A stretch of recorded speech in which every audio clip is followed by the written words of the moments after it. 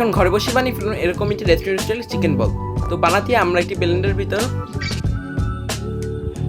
কিছু মাংসের কুচি অথবা চিকেন টুকরা, তারপর আদা বাটা দিয়ে দেব 1 চামচ, তারপর একটু রসুন বাটা দিয়ে দেব,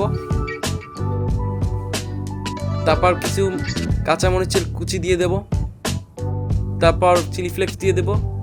যদি বাচ্চারা না খেতে চায় তাহলে দেবেন না, আপনাদের স্বাদ মতো নেবেন। তারপর কিছু পাউরুটির টুকরা দিয়ে দেব,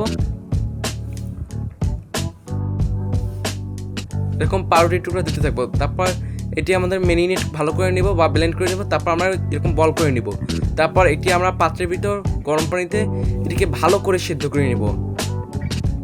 বেশি সিদ্ধ করার দরকার নেই, আধা ঘন্টার মতো করলেই হবে। এরকম আমরা সিদ্ধ হয়ে গেলে আমরা উঠিয়ে নেব। তারপর আমরা একটা ফ্রাই প্যানের ভিতর কিছু মাখন দিয়ে আমরা এটিকে ভালো করে বিভিন্ন, মনে রাখবেন তেলের পরিবর্তে আপনারা মাখন দিবেন, মাখন দিলে আরও সুস্বাদু হবে। এখন মাখন দিয়ে ভাজা হয়ে গেলে এরকম ভাজতে থাকবো 10 মিনিটের মতো, 10 থেকে 15 মিনিটের মতো ভাজলেই হবে। তারপর ভাজা শেষে আমাদের হয়ে যাবে এরকম একটি সুস্বাদু চিকেন বল। তারপর আমরা এটিকে ডেকোরেশন করব। ব্যাস হয়ে গেল আমাদের সুস্বাদু বা রেস্টুরেন্ট স্টাইলের চিকেন বল। ভিডিওটি ভালো লাগলে অবশ্যই লাইক অ্যান্ড সাবস্ক্রাইব করে পাশে থাকবেন, এবং যদি আপনাদের বিষয়ে ভালো লাগে তাহলে অবশ্যই সাবস্ক্রাইব করে থাকবেন। আশা করি দেখা হবে নেক্সট ভিডিওতে, এবং যে যার সামাজিক কাজে লেগে পড়ুন। বিদায়।